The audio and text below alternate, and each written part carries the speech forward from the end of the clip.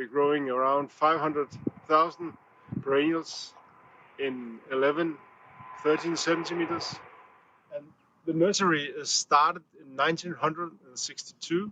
So next year we'll have 60 years anniversary. It's now the second generation who runs the company. It's Henrik and Lotte.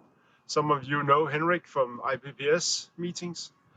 The third generation, Matthias, is Henrik and Lotte's oldest son, is now working at the nursery, and we hope that he will be one of the owners in the future.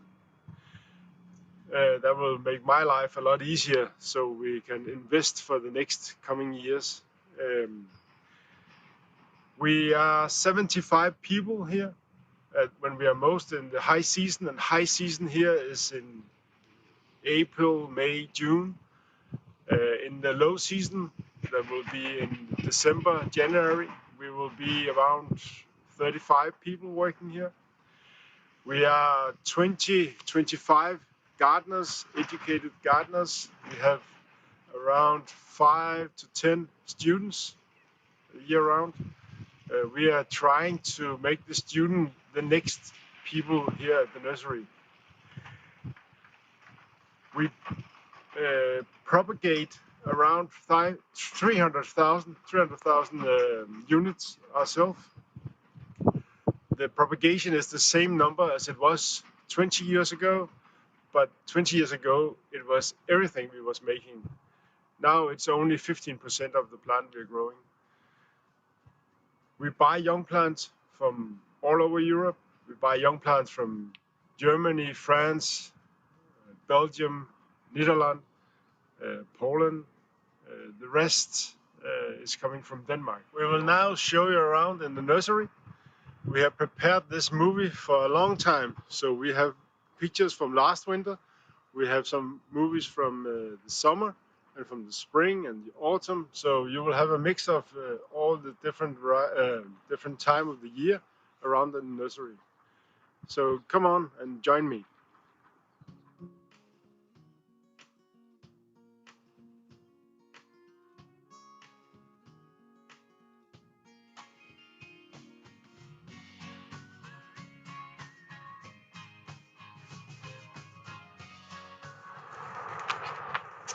We go out in the field, taking our cuttings. We take all our cuttings from plant that is already potted. We take the good quality cuttings, so we only do quality young plants.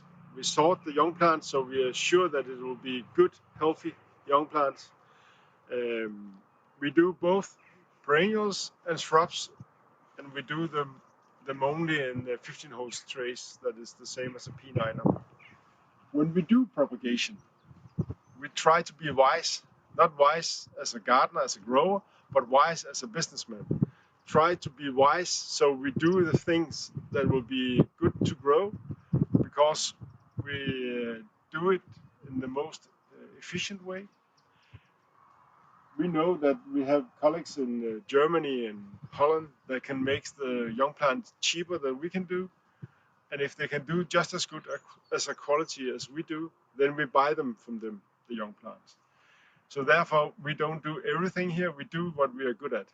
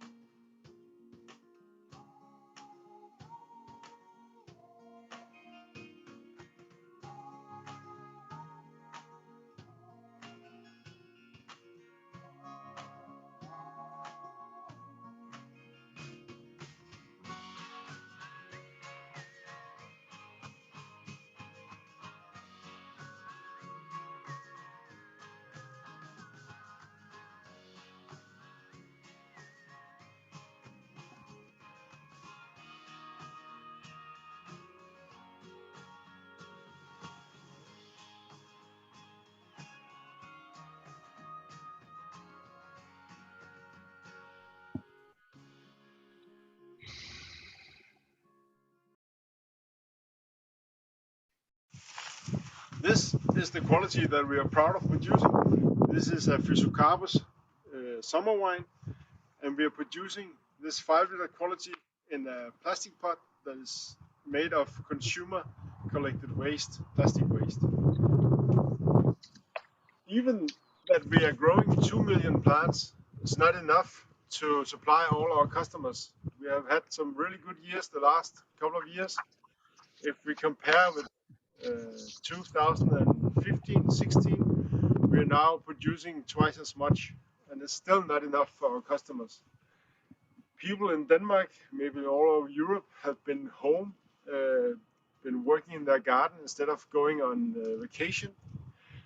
So that has been a great help for us to sell our plant. We could sell more to Norway. We now sell for 2 or 3% of our sales is going to Norway. The reason why we don't sell more for Norway is because in Denmark, when the spring is starting in March, we have a lot of plant. When the spring starts in Sweden, 3 weeks later, normally, we will still have a lot of plant. But when the spring starts in Norway, it will be even 2, 3, 4 weeks later. And then we are sold out of a lot of things. And it's difficult for us to keep the plant if we have the sale right now, to keep them for 1 month more and then hope that we can sell them. But we are trying to grow more plants every year. From last year to this year, we have made 30% more. We don't know if we're going to sell them. We hope, because 70-75% of our sales is in the spring. The rest is in the summer and in the autumn. As you can see here, we also grow small trees. We grow big size plants. And we grow, as I told you, most of the production is in 2 and 5-liter plants. We will come further on and have a look at those.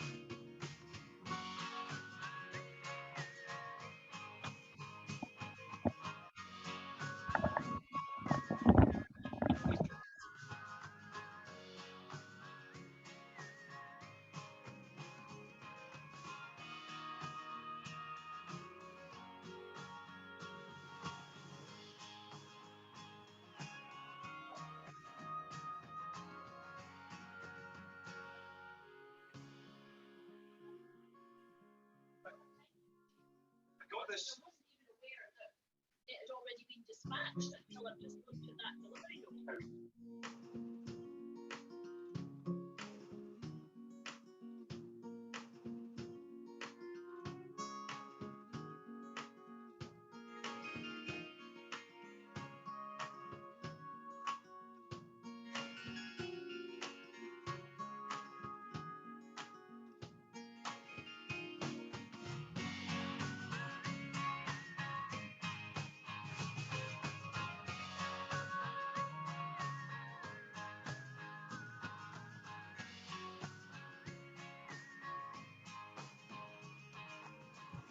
We protect our crop with biological treatment. We have used biological treatment for more than 25 years. Out in the field, we use biological treatment, and we have done it since 2010 all over. That is the main thing we do to protect our plants. We now also use biological treatment with what they call it, biopesticide. I think that will be the right modern word to use. where you take some juice from some plant to spray it out on the plant so we can protect them against fungus, and also that will harm some of the pests. It's a good efficient way to do, and that also make us able to turn more against a more nature friendly way to grow our plant. Maybe in the next coming year we will have an area here where we will grow some plant organic. We want to see what we can do. We are now using organic fertilizer in some of our pots for a test, and it's very well working very good. And with this biological treatment of our plant, then we are going the rest of the way. So when you come back here 2, 3, 5 years from now, we will be organic nursery, I think.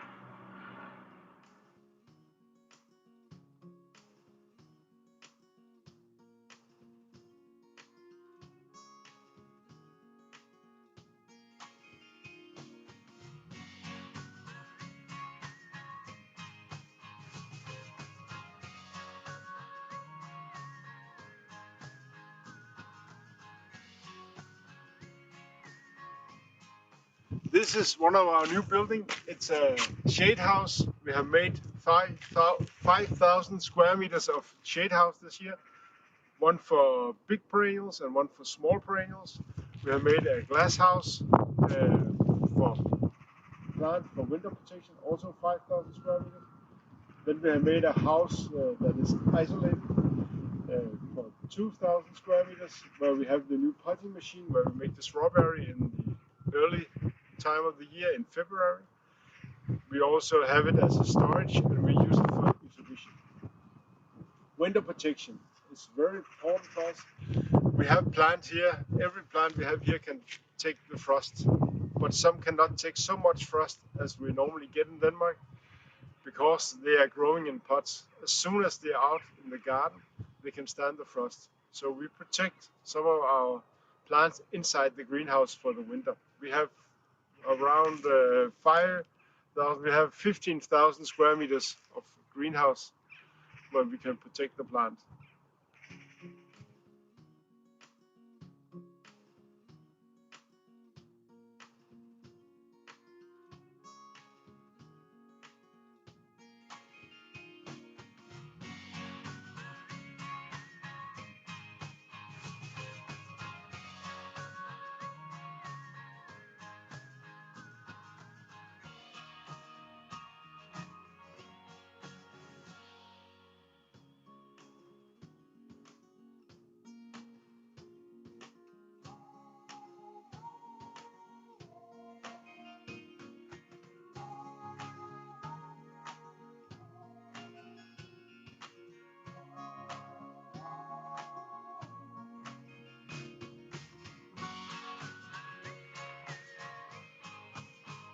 To promote our plants, to sell our plant, we are joining exhibitions around in Denmark, Sweden, and a little bit in Norway.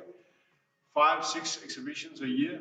And then at this time of the year, we have a house exhibition where we collect some of our plants from all over the field, bring them in here, and for 1 month, our customers will come and visit us and see all our plants here. I don't know if you can imagine, but this will be like a green garden when we're finished.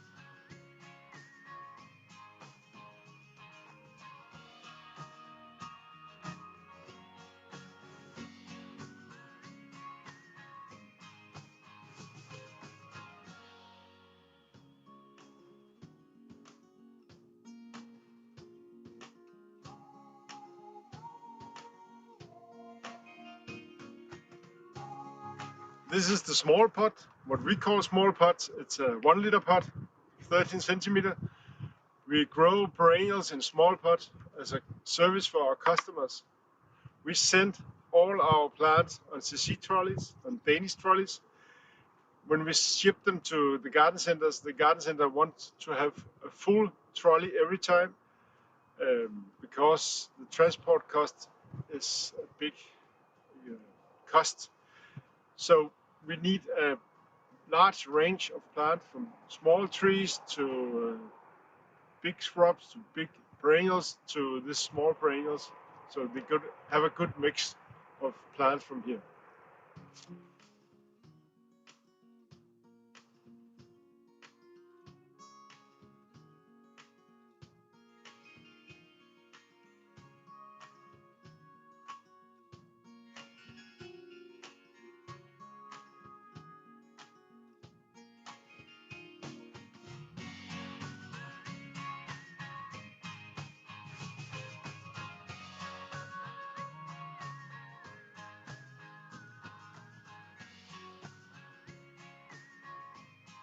This is some of the plant we are shipping right now. It's a silent time of the year when we don't ship so many plants, but we're still sending some.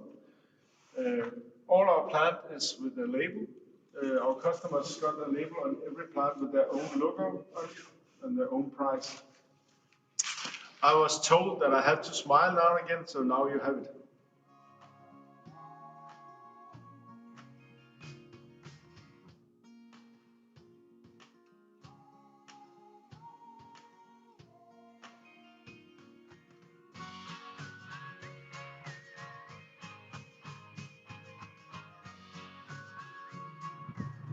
All the plant in the field will be collected.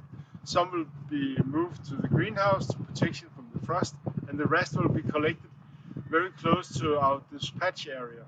That makes it a lot easier in the spring when we're going to send the 70% of our production. When we're going to ship them, it's close to the dispatch area. We wouldn't have so much transport. We use some time of sorting the plant out to an A quality, an A plus quality, and a late A quality. And the late A quality is plant that we need to cut. Maybe they need to start growing, and then they become an A quality.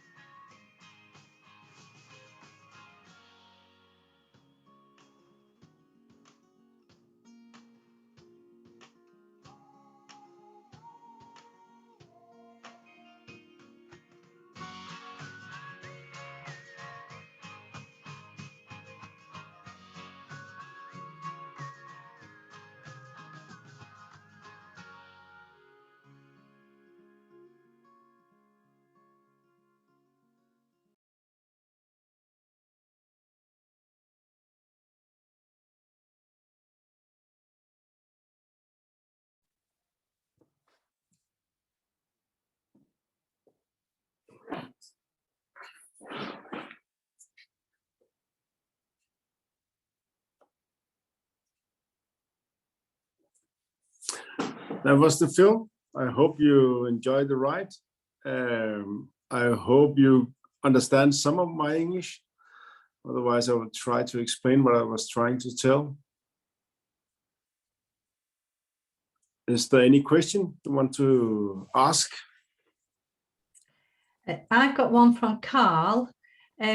He said, in the UK, there's ever increasing pressure to reduce or eliminate peat usage, possibly within the next 5 years. Is the situation the same in Scandinavia? No, not at all.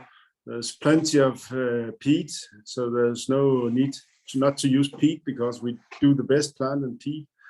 But our customers, some of our customers, especially around in the big cities, think that it could be interesting that we grow in peat-less or peat-reduced.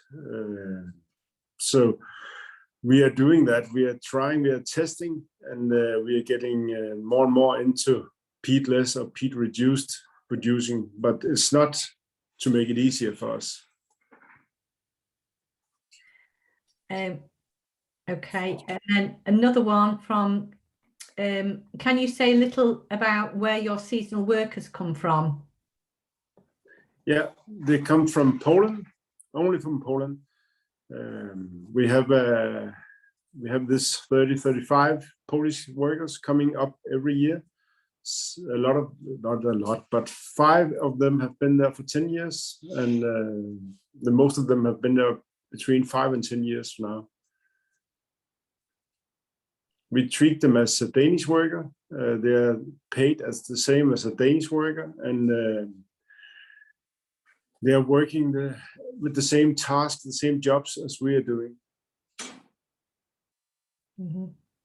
And to get them to, to come over and work with you, Bent, do you provide all their accommodation, etc.? Yeah, we have 3 different camps they're living in.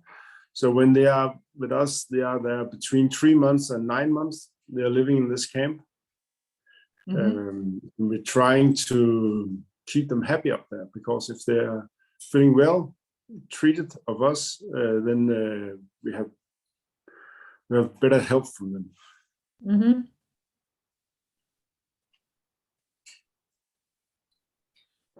I have a question again for the substrates, because you were talking in the video about wanting to do the most of your production organically in 4 to 5 years.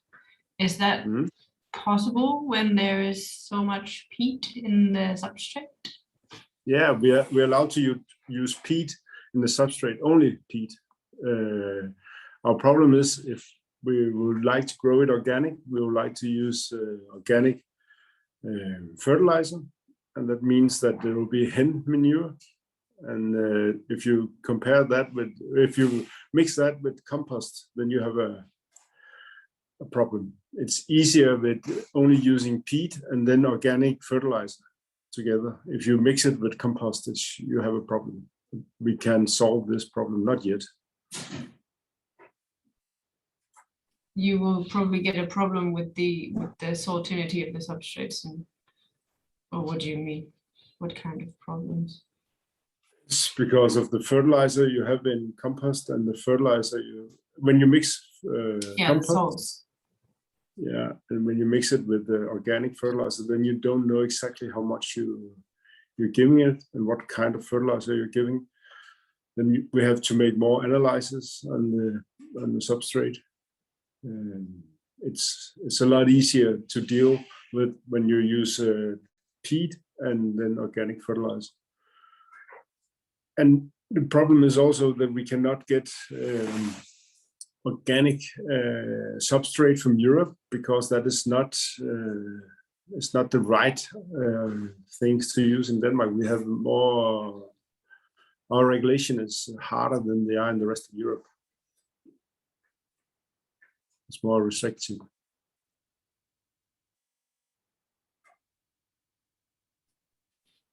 Thank you. I do have another question if no one else is going to. Right. So we saw on the video a big lake of some sort. Yeah. I was thinking what you do with water, and do you reuse it? Do you collect the rainwater, or how does that work in the nursery? We collect all the rainwater from the greenhouse roof, and we collect some of the water from the field and reuse it. But we like to use, we used to have 50% of our water was from reused rainwater, but after we have built up the production, it's only 30% now, 30% that is reused rainwater, and the rest is coming from the ground. Also depending on the summer.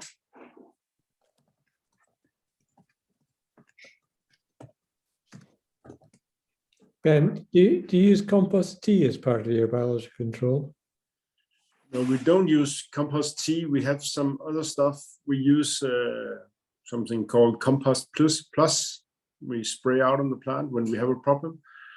it's hard to see the benefits of compost tea if you have a well-run nursery.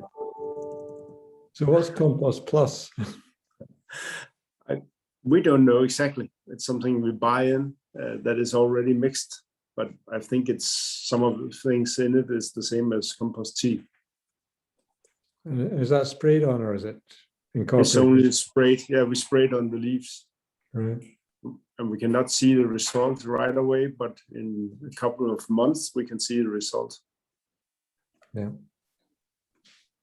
Thanks.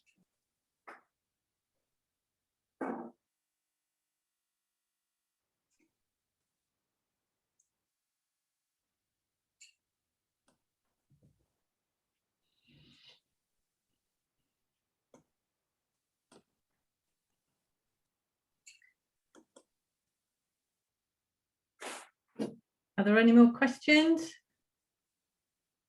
It looks like Enda Carroll is trying to say something, but his audio is not really coming through.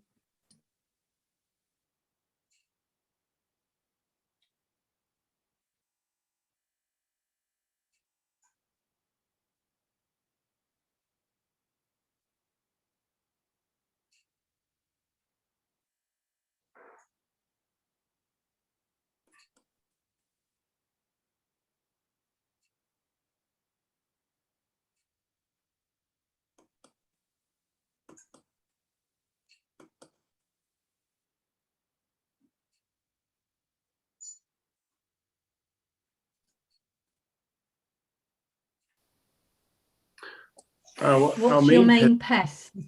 Yeah, it's aphids and spider mites. That is the main pest we have to deal with, and we can treat that with biological treatment if we are out in the right time, and if it's in the summertime. When we get the aphids in the early spring, in March, it's too cold to use predators. But we're starting to get some biopesticides that we can spray out on the plant that will stuck to the aphids, so they will not doing well. So we have now this autumn we have tried to test 2 different kind of pesticides that looks very well, and we will try this next coming spring to apply that to the plant, but we have to be very, very early to have a good result out of it.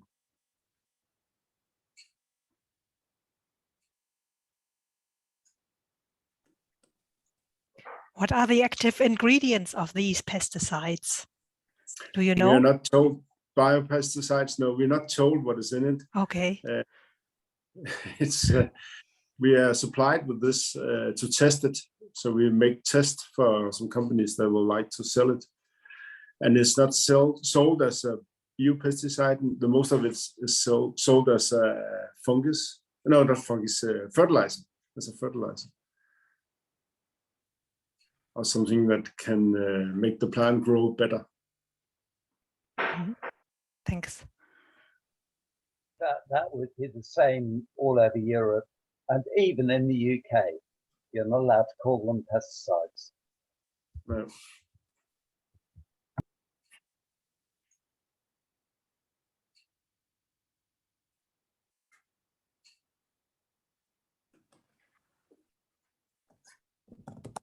I didn't saw what he's right. Did you see that, Pauline? Sorry? I didn't get it.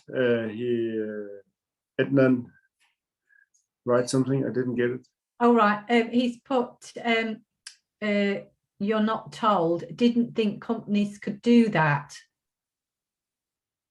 I didn't understand. Try. I'm guessing that's in regards to the contents of the biological treatments, that you're not told what's in them. Mm. No, we are not told what is in them. No, we don't know it.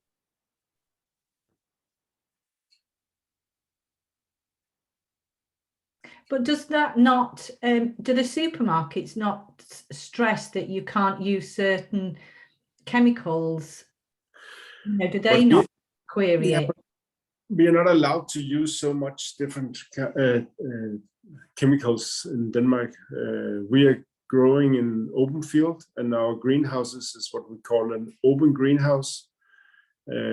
So we only have a few chemicals to use. So we use mostly biological treatment and biopesticides. We are a member of, or what we call it, of MPS, and do the registration through there. And the supermarket, we don't sell for supermarket, we only sell for garden centers. And we haven't had any trouble with that yet.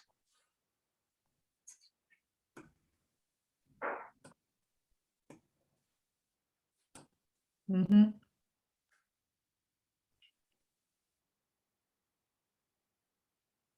Are there any more questions?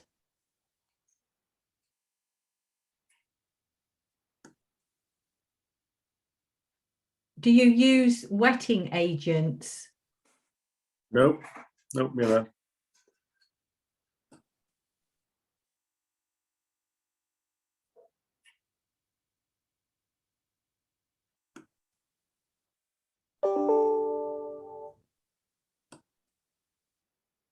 If anyone is coming to Denmark or close to Copenhagen, you are always welcome at the nursery. We'd like to show you around and tell you how we are doing and what we are doing. We believe in if we are open-minded and tell what we're doing, then other people or the nursery will tell us what they're doing, and then we can share our knowledge, and that will make us all stronger. So please come by if you come close to Copenhagen.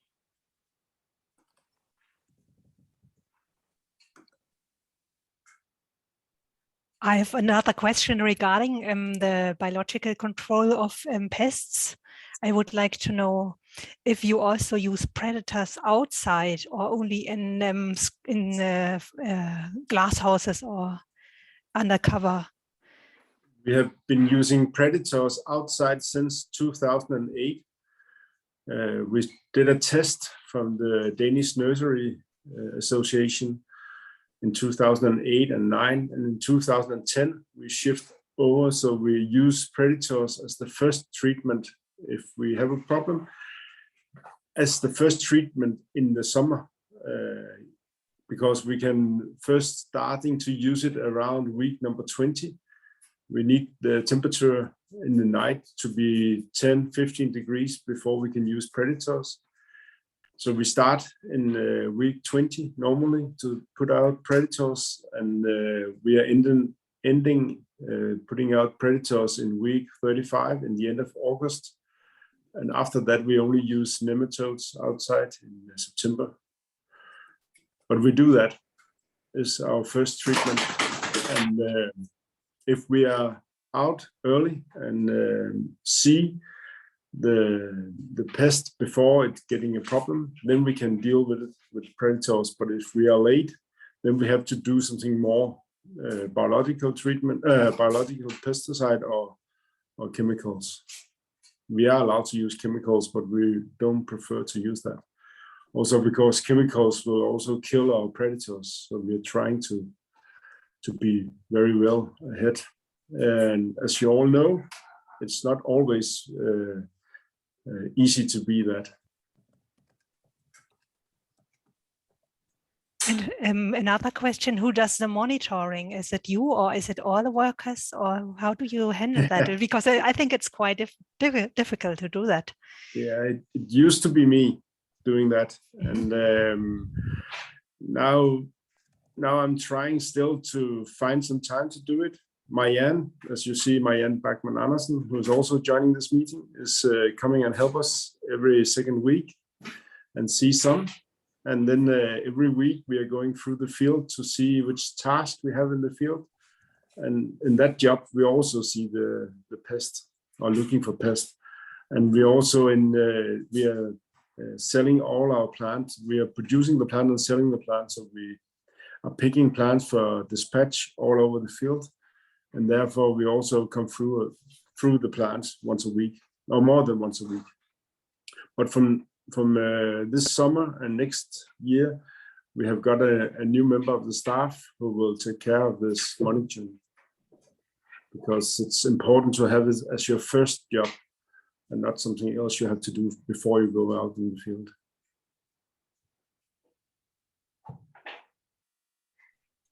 Thank you.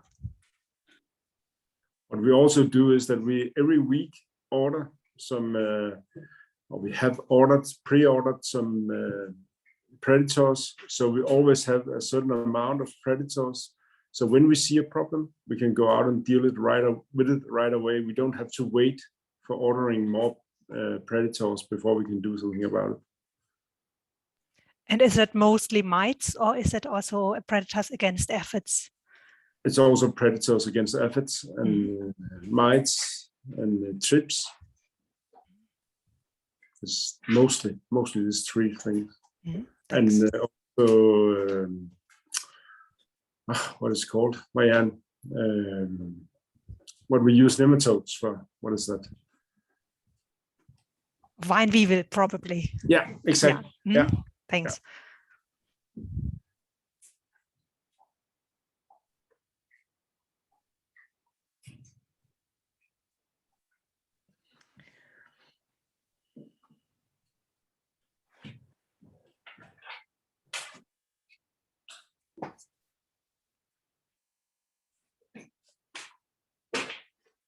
Another question, how do you manage the weeds, by hand or chemical? In the pots, we are using only hands. We are covering all the pots with container mulch from Glassman in Germany, and this sawdust or wood fiber we put on top of the pots, and that stick together when it's getting wet. It's what you see all over Europe, everybody using this, and it works very well. But on the roads, we are covering all our beds with plastic foliar, not plastic, foliar. And along the sides on the road, we are using glyphosate, like we have done for many years.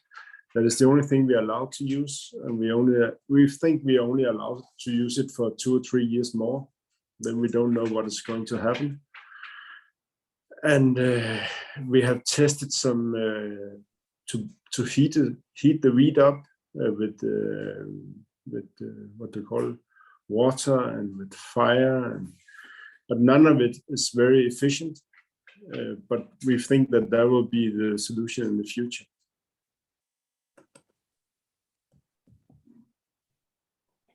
Mm-hmm.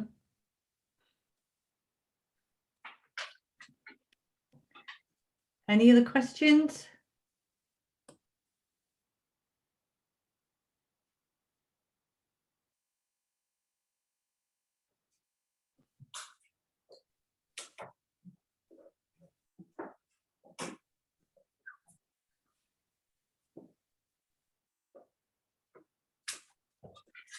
I think that's it, Bent. They're not. Yep. Do you use liquid nutrients? Yeah. We do most of our fertilizer is coming through the water, so it's liquid, all of it, and that makes it possible to control it. We are mixing our own fertilizer, so we control how much we are giving, and we can see now that after I don't know what the English word is, CO2 is getting higher, then our plant is growing faster and better. So we now have to reduce the amount of nutrient.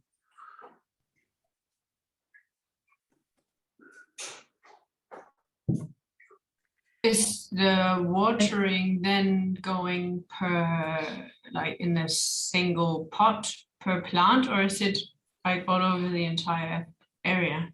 We're doing both. We are doing by drips in every single pot, and we are doing overhead watering, and we are slowly shifting to drips. So we know we're only giving in the pots. But if we are changing to do organic, then it will be a mix in the pot and not something we apply through the water, because if you apply through the water, you have this biofilm in the hoses and in drips. And if you want to clean it, you can do it, but the stuff you clean with and the water you clean out, you cannot use it for watering the plants. You have to collect it. So that would be very difficult to do. So we expect in the future we will mix in organic fertilizer in the pots, because we are growing the plant and we use fertilizer for 3 or 4 months a year. So if we mix it and we grow the plant for 3 or 4 months, then the grow season is over. So that should be possible.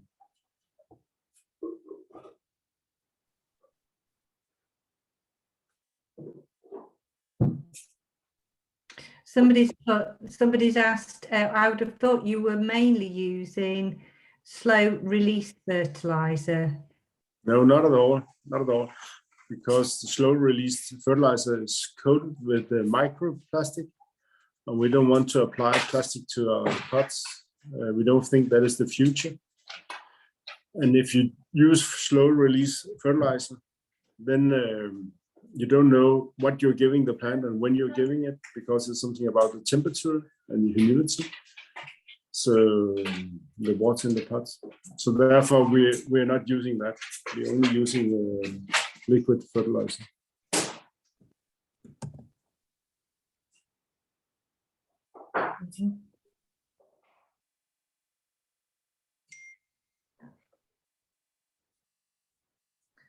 Any more questions? I just less of a question and more of a thank you to Bent, and also to Vicky, who had a bit of a nightmare with the sound to begin with. But thank you both for putting on an excellent presentation once again, and thank you for putting in all the effort for this. And I enjoyed coming to your nursery again, Bent, but it's not as good as being there in person. So we'll make sure we're over with you in a couple of years' time, I hope. Yeah, we expect to make the conference in Scandinavia in the coming years. So maybe we will drop by, but otherwise we have to do a pre-tour or after tour. Okay, that sounds fantastic. Thank you very much. And I know we don't all want to clap with all of our noise on, but let's give him a round of applause. I hope that you'll all join us on the next digital tour. We've got one more in December, which will be Carl's Bransford Webs, which I know some of you visited on the last conference. But he's going to really focus on Hebe propagation from beginning to end. So he's filmed it over several months. So he'll be able to show us what he's done with his Hebes the last few months. So it should be interesting. So we'll put a date out on social media in the newsletter. It should be sometime early December. And I will work out how to do sound before then. But thank you very much for bearing with me at the start. I will now hide in the dark in shame. You did very well, Vicky. Yeah. Okay. Yeah. Thank you all for joining us.